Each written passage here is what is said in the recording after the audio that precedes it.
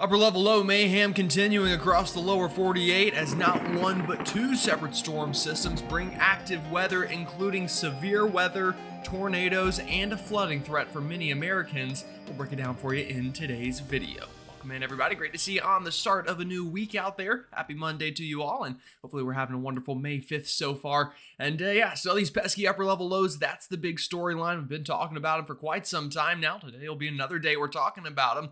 I'm going to give you a sneak peek forecast, though, at your Mother's Day weekend coming up, and I think it's going to be interesting depending on where you're watching from. There's going to be a very tight boundary likely that sets up between really nice weather and some not so nice weather for the holiday weekend, and figuring out where that boundary will be the big storyline of this week, and we'll kind of start to do that in today's video. Now, if you haven't already,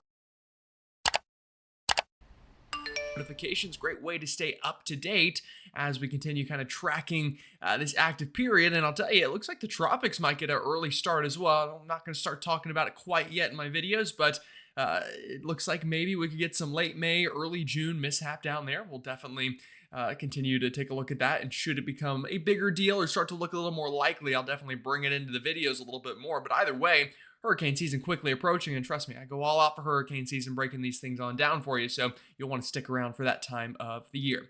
Alrighty, folks, let's go ahead and dive right on into it and start talking weather today. We'll start with our normal satellite loop like we've been doing. I think it does just a terrific job of showing the pattern out there. And speaking of the pattern, yeah, here's one upper level low, not hard to find. It's parked really right over the east central part of the country. Another upper level low over the desert southwest, and you can see how both of these are configured in a way that on the right-hand side, we're getting active weather. We've got one plume of active weather in the east, and another plume of active weather into the southern plains. Again, both on the right-hand flank of these storm systems. That happens for a couple of reasons. One, it's just the proximity to water from both of these. Again, the right-hand side of the flow comes out of the south with these low-pressure systems, at least in the northern hemisphere. And that flow out of the south is out of the Gulf with our southwestern low, and out of the Atlantic with our eastern low. So that's one reason we have more moisture. Another reason is just the way the atmosphere works. Right-hand sides of these upper-level lows creates a lot of divergence in the atmosphere. That creates rising motion, and that rising motion is coming from the ground where we have all that Atlantic and Gulf moisture, and it's leading to these thunderstorms beginning to develop, and just in general, a pretty active stretch of weather. You see it quite well on radar imagery as well. I'll zoom it out for you a little bit here. Yeah, we've got rain all over the place, basically exactly where it lines up on radar. We've got rain in the east with that upper level low. Again, I'll just kind of circle it here. And we even have some showers around the low itself. If you're watching in Kentucky, Tennessee, Ohio, Indiana, probably dodging a couple showers on this Monday morning, and just kind of a chilly fall-like feel for you folks. You've got one, the rain and the clouds. Two, the cold air associated with the upper level low. The reason the pressure is lower is because of the cold air that is associated with this storm system. So I had a comment yesterday, I think I said it felt like fall up that way, and yeah, sure enough, that checks out with the map. Other upper level low, same story. We had some showers around it, but the real meat of the moisture, if you will, is out ahead of it where we have that Gulf flow. And that's where we could see flooding and severe concerns today into Texas, and then also some severe weather concerns in the eastern United States. And you'll see that here coming up in just a moment. Let's time it out for you, though, and give you a little sneak peek at what's ahead. Again, you can see these low pressure systems in the blue on the map as we go ahead through the week. I'll pause it right here. This is Wednesday afternoon. Both areas of low pressure generally begin to weaken. The eastern low really weakens and kind of starts to slowly work on out of here. But the southern plains low pressure is still there. It's weaker than it was, but still just this broad area of spin. And I think that is likely to continue. Again, on the right-hand side where we have these kind of lines spreading apart, that's where we have that divergence, if I could write it clearly here, in the atmosphere. That's where we're going to have higher end rainfall threats associated with that upper level low. And I think that'll continue through the middle of the week. We could get a lot of rain, including a flooding threat, as well as some severe storms down near the Gulf, specifically the Gulf Coast of Texas, out towards Louisiana, and then eventually later on into the week, I think towards Mississippi and Alabama, you could see that low pressure moves out that way. And then by Mother's Day weekend, this is this coming Thursday into Friday, you notice a new area of blue developing in the east. And I know your first instinct is that that's going to be a storm system. Well, yes and no. Technically speaking, again, like we've been saying, it's the right-hand side you get the active weather. So with that one, most of that is offshore, although the Northeast could get in on some active weather with it for sure, and there could be a bit of a cold front maybe that sags down as well. We'll have to watch that. But the back end side of that thing has converging air in the upper levels, and that means high pressure developing and a flow to drier, cooler air out of the north. Now, as that's happening to the south, we've got this other pesky low pressure that wants to still keep precipitation hanging around, and that'll be the big, storyline coming up later in today's video. And then as we go ahead into the week, is figuring out which one of these are going to win out and what you're going to see where you live. And we'll break that down in a second. But before we do, let's swing on over and take a look at some Storm Prediction Center outlooks for today and tomorrow and start breaking down that severe weather threat. Storm Prediction Center outlook for today. Well, guess what? Yeah, it lines up with everything else we just talked about. We've got two separate areas of severe weather potential, both kind of lining up with those upper level lows. So we've got one area in the east. We'll start over here. We've got a slight risk of severe weather. That's level 2 out of 5 up for Pittsburgh, DC, Richmond, back down towards Morganton, Wheeling, Parkersburg, and then I think really the I-95 corridor here of Virginia and North Carolina really going to probably get the worst of it, and then again up towards the DMV area. Now, we have another area to watch as well. That's out into the southern plains. You can see this one right over the heart of western Texas from Midland, Lubbock, Amarillo. I don't know why I said Amarillo, whatever you want to call it, I guess. Roswell, Carlsbad, then back out towards San Angelo, Abilene, and even back down towards the Rio Grande. Could get some pretty active weather today. Out here, we do have a bit of a tornado threat. Now, if I zoom out, you can see the tornado threat in general today, not super high. We've got one little area over the east coast of Florida where the sea breeze interacting with that upper level low could get a little bit of some enhanced spin going and maybe an isolated tornado or two. And then we have the other area of active severe weather potential where we could see a higher threat of tornadoes, really right around Midland up to Lubbock over towards San Angelo, Odessa, Midland, and kind of Big Spring going to be the areas I think the highest likelihood of an isolated tornado today. Not a huge deal. What I think will be much more easy to come by today is hail. I think basically all of the outlooks today could see hail, including our Southern Plains outlook and our Mid-Atlantic outlook. And then the wind threat going to be really the same deal. It almost looks the exact same as the hail threat, including significant hail potential, again, back down towards Midland and Odessa, where we could see baseball-size hail, maybe even some areas getting larger than that. That's today. Going ahead into tomorrow, things I think calm down a little bit. Not to say there won't be severe weather. I think there will. Again, in fact, still kind of continuing this bimodal setup. We've got one area up here towards Syracuse, Utica, Ithaca, and then back towards Williamsport, Scranton, and then tries to get all the way back down towards Trenton and Philadelphia. Threat area tomorrow in this region, tornado threat, not really going to be something we need to worry about tomorrow, but some isolated strong wind and a couple pockets maybe of some large hail could be possible up this way. Now, further south, taking a look at the hail threat over Texas, yeah, same thing, hail. You know, it's Texas's state bird, basically, is hail, right? It comes flying around all the time. We could even see significant hail tomorrow towards Killeen, Austin, back towards College Station, and Houston. The tornado threat tomorrow could be a threat we need to watch once more. In fact, I would say a higher populated area tomorrow in the tornado threat. That includes Dallas, Waco, over towards Austin, including into portions of Louisiana. You could see Shreveport there, even back towards Baton Rouge. Could see maybe an isolated tornado at some point tomorrow. So that is something we need to watch for, is an ongoing tornado threat today and tomorrow into Texas and even into portions of Louisiana. Again, all associated with that western upper level low where it's just got a little bit more spin. It's got the dry line to work with. It's got the low level jet coming out of the Gulf, where our eastern states aren't seeing quite as much wind shear, but could still see that severe weather potential. All right, let's swing on over now and take a look at some model guidance. All right, let's take a look at some model data for the next couple of days, starting out west today. And if you're watching from the western half of the country, let me know in the comments. I know most of my viewers are here east of the Mississippi. If you're west of the Mississippi, definitely let me know. Always love to gauge where people are viewing from. Yeah, we're going to see some active weather with this upper level low. Now, we could actually even see some pretty good mountain snow out of this thing as we go through the day today. Check out the Four Corners. Yeah, those highest peaks, especially in southern Colorado and up towards Montana. Yeah, we've got some blue on the map to start the first week of May here. And not something you see all the time, but also not super out of the normal. We do see this from time to time. From year to year, we do get some snow here pretty late into the spring. Now, the severe weather threat, though, is going to really begin to kick off right around here. Now, the time you see is in Eastern time, so subtract 2 or 3 hours depending on where you're watching from. But I do think we are going to get some supercells to try to develop here into West Texas, especially overnight tonight.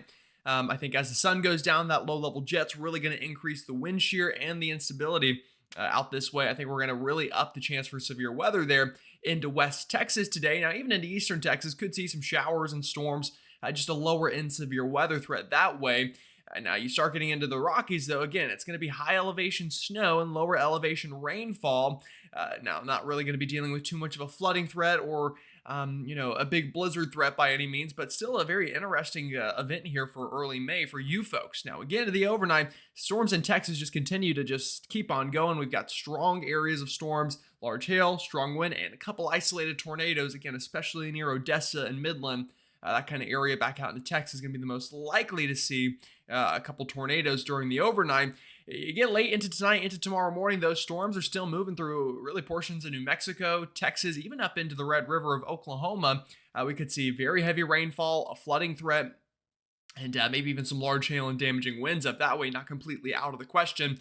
By the time we're getting late overnight tonight into the early morning of tomorrow. Now, bringing it on through your Tuesday afternoon, mountain snow continuing into Colorado, again into highest elevation. Same thing for Wyoming. Valley rain and rain elsewhere also continuing. By the time we get to Tuesday afternoon, you can see we've got a whole lot of stormy activity down towards Texas, Oklahoma, and Louisiana. We'll show that to you again coming up in another map. But just kind of focusing on the Rockies here.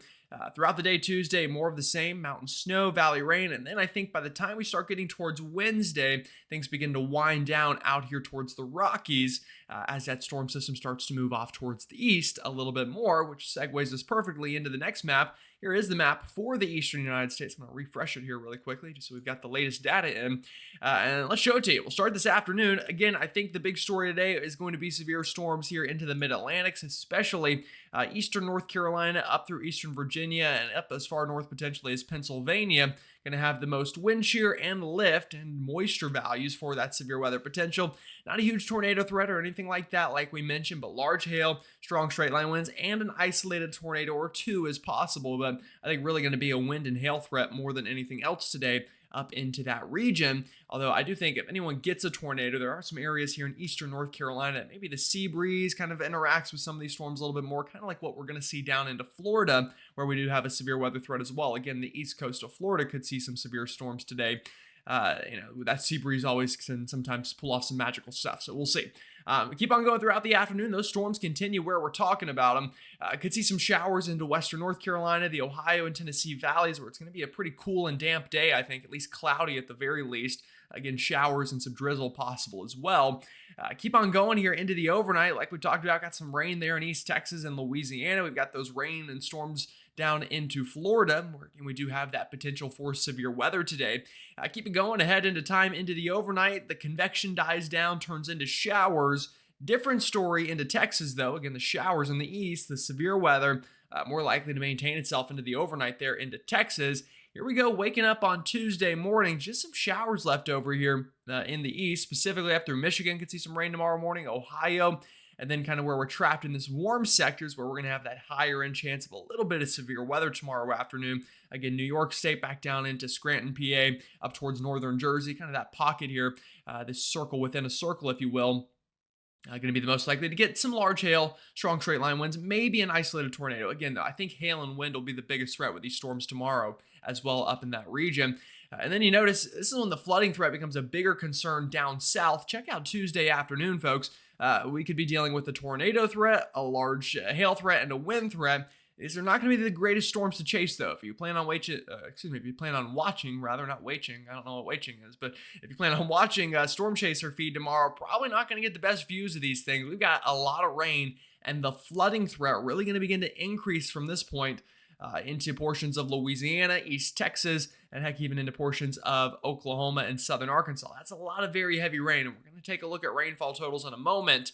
But just know that very well could lead to a flooding threat down that way come Tuesday afternoon and then into the overnight, including that ongoing severe threat. Then you can see these storms up in the northeast as well. Now, overnight Tuesday into Wednesday, big old kind of flooding, rain, maybe some hail and wind bag here into portions of the Texas Gulf Coast up through Louisiana, southern Mississippi, southern Alabama. Again, I think the flooding threat is something not being talked a lot about, but could easily become a concern down here. That's a lot of heavy rain working over some of the same areas. You can see here starting Tuesday afternoon, all the way through the evening into the overnight. Then here we go, waking up Wednesday morning, starting to slowly clear out in the east from that upper level low, but don't get too excited because then the western upper level low starts to pivot in, and that's going to really increase those rain and storm chances down towards the Gulf Coast. All right, let's switch on over now and talk about the tornado threat and severe threat a little bit more in depth. All right, here's a supercell composite from our NAM model. I think doing an all right job here at showing some of that potential for severe weather. And I think we have a newer run in here. So yeah, we'll go ahead and use this one.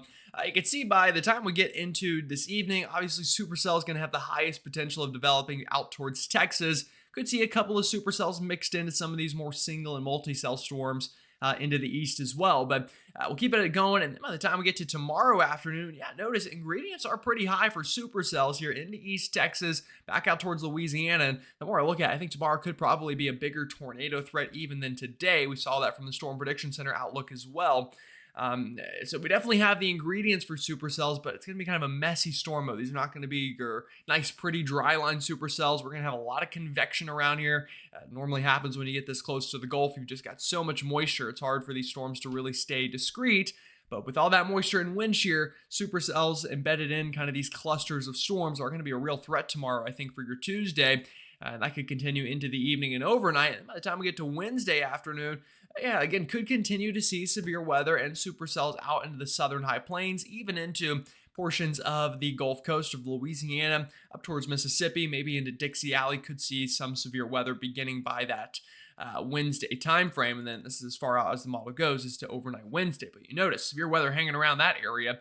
We can take a look at the significant tornado parameter. And again, we'll get to the latest model here and show it to you. Again, also from the NAM today, highest chance of a tornado or two. Again, really going to be the overnight tonight out towards Texas. We definitely have some of those ingredients for some tornadoes during the nocturnal hours. Waking up tomorrow morning, the threat doesn't really die down. It continues into the overnight, into tomorrow morning, and then really builds in. And yeah, again, that's a pretty serious looking tornado threat tomorrow for Texas down into Louisiana. I mean, these are some pretty high values. We've got a lot of wind shear in place tomorrow, so that's something we need to watch. Again, could see mini tornadoes tomorrow on your Tuesday there into East Texas, out towards potentially even Louisiana during the evening and overnight hours. You could see that significant tornado parameter finally dying down by Wednesday morning a little bit, and then by Wednesday afternoon, not nearly as impressive as Tuesday was, but still some ingredients hanging around the region for maybe a tornado or two. And then again, continuing to die down by Thursday morning. So that's kind of the latest look at the severe weather. Again, tomorrow could be a big day for Texas, so keep an eye to the sky. Now let's go ahead and switch on over and take a look at the longer range and see what's on the way coming up for this Mother's Day weekend. All right, let's take a look now at the longer range. And by long range, I mean about a week or so out from now. Now, we'll kind of move this ahead again, starting here on Wednesday afternoon. We've got that pattern we've been talking about. Upper level low here in the east beginning to die down. And then that new upper level low out west, weakening somewhat, but slowly working to the east. And once again, bringing active weather likely in that corridor towards the Gulf. Now, this is when things get interesting. So we know that the upper level low in the east is going to die down, and the new one coming in is going to try to take its place, if you will, and continue the active weather here towards the southeastern United States. As that's happening, though, notice a new area of troughing begins to build into the northeast and kind of works on in. Now, I teased this at the beginning of the video. And again, like I said, it's kind of an interesting setup. The right-hand side here could see active weather out of it. The left-hand side, though, could see, nicer weather develop because of this. So it's going to be a bit of a battleground between active weather to the south from this upper level low and nicer weather here, kind of in the bluer colors I'm going to circle, kind of coming down to take its place. I think these two are going to clash somewhere, and wherever they end up clashing, could see an enhanced area of potentially wind shear, an enhanced area of lift for maybe a flooding concern, and just going to have a not very fun Mother's Day weekend. Now, this is going to shift north and south, exactly where this clash is going to happen over the next couple of days through the models. But right now, if we take a look at the latest European run, it has shifted northwards from last night. So we'll see if this continues. But notice by the time we get into, we'll do Thursday afternoon here, we've got a lot of storminess down south. That's what we've been talking about through the Gulf and into the southern plains and the southern Mississippi Valley. Continuing to see that active weather by the time we get to Thursday. But notice, slowly but surely, it's taking its sweet old time. By the time we get to Friday, that new trough works in. Something that's also new is the models have really developed a storm out of it on Friday. That would lead to a pretty big area of active weather for Friday afternoon from the northeast all the way down into the Gulf. And then behind it, that nicer, drier air would begin to funnel in. So Friday, looking a little more active in the east than it did yesterday. Keep it going, though. Like I said, the nicer weather's still going to show up here Saturday. At this point, cooler, nicer air tries to funnel in behind that storm. Still messy in the northeast, but getting better in the mid-Atlantic. and even into portions of the southeast. Keep it going now into Mother's Day itself. It's at this point that high pressure really works in. This is the evening of Mother's Day. You can see a lot nicer air kind of working in, but still there's kind of this boundary between two areas, still some storminess ongoing. So some pretty big swings in the models here between the past day or so, but I think either way, going to be an active stretch during the later half of this coming work week. The question still is, does that linger into Mother's Day itself and maybe, mess up some of those plans? But I think either way after that, it looks like that nice high pressure works in and produces some nicer weather for many folks. Now, we can take a look at the severe weather composite from the European ensembles. Is this likely to produce severe weather? Obviously, that's kind of the first thing that goes to people's minds this time of year, and rightfully so. Let's take a look. This is Wednesday afternoon. You can see severe weather chances the highest down into the Gulf. Again, the Gulf Coast of Texas and Louisiana specifically. Could spread inland a little bit from there. That's Wednesday. Bringing it into Thursday, kind of the same story. Louisiana, southern Mississippi, highest threat of severe weather during the middle of this coming work week. Let's bring it into Friday. And notice severe weather chances die down a little bit. Now, some chances kind of try to creep up the Carolina coast a little bit. Not very high numbers here, obviously. Something we'll watch. And then, kind of just not super impressive. But hang around maybe Florida a little bit through Mother's Day weekend. So right now, severe weather threat does not look major. Could it uptrend a little bit between now and then? Absolutely could. But I don't see any major, once in a generation type outbreak or anything like that out of this storm system coming up on this weekend. One big thing to note, though, will be the temperature swings associated with it. Yeah, it's downright chilly today in the Ohio and Tennessee Valley. Same story for our friends back down into the desert Southwest, warmer up into the northern plains. Again, these upper level lows creating their own pockets of cold air. That's leading to these below average temperatures. Tomorrow on Tuesday, not much different. Cold in the desert Southwest, chillier in the east with pockets of warmer air, but generally speaking, average to below average temperatures outside of the northern plains. Keep it going here into Wednesday. Yeah, more of the same, pockets of chilly air through the southern half of the country. And then notice by the weekend, a new pocket of cold air moves in behind that next storm system. That's a chilly start to Mother's Day weekend. This is Friday afternoon. Really everyone east of the Mississippi in on below average temperatures. So maybe going to have to avoid the pool weather unless you're maybe all the way down into Miami. Maybe you'll be able to get out and enjoy some of the temperatures. But you get into the weekend, stays chilly in the east, warms up out west. And that looks to be a theme for a while now, at least out through about the next 7 to 10 days. And then we'll see kind of what, Mother Nature has in store from there. Final thing we'll talk about are temperatures today, or not temperatures rather, we'll just talk about that precipitation outlook over the next week or so. Like I said, I think the highest rainfall total is going to be in the southern tier of the country where we could really run into a flooding threat. We need to watch out for this down into Texas, East Texas especially, southern Arkansas, Louisiana. I think the biggest state that could run into flooding concerns, Mississippi. Again, these are rainfall totals of upwards of maybe 5 even plus inches of rain over the next week. And then some pockets of heavier rain as well up into the northeast. You got this upper level low. You got maybe another one coming by this weekend. And then everyone kind of in between going to get a bit of the dry slot here through the Ohio Valley into western North Carolina, western Virginia, West Virginia itself, Kentucky, Tennessee. But what we need to watch also is this boundary. How far north does this lift? And is that going to bring rain chances a little bit further north, maybe to the western Carolinas, maybe up towards Charlotte? We'll see how that wiggles back and forth. But definitely some folks going to have a flooding threat over the next week. Other folks maybe just hit or miss showers there in more of the light green colors on your map. Alrighty, folks. Well, that's all I've got for you on this Monday. Hopefully we're having a wonderful start to the week. I should be good to go on videos for the next couple of days. I do have an exam tomorrow, Wednesday, and Thursday, so I've got a kind of a crazy stretch coming up, so wish me luck on that. But I should still be able to get morning videos out. Now, I will say Thursday I have an 8 a.m. exam, so that one could be a little tough now that I think about it. But either way, I'll be back tomorrow, so I'll give you an update on the schedule. And then I'll probably be gone this coming weekend. I'm going to take a trip home for Mother's Day. So with that said, though, y'all have a great one. Definitely, again, like the video if you haven't already. Leave a comment, let me know where you're watching from, and subscribe to the channel. Y'all have a great one. Stay safe out there, and I'll see you all next time.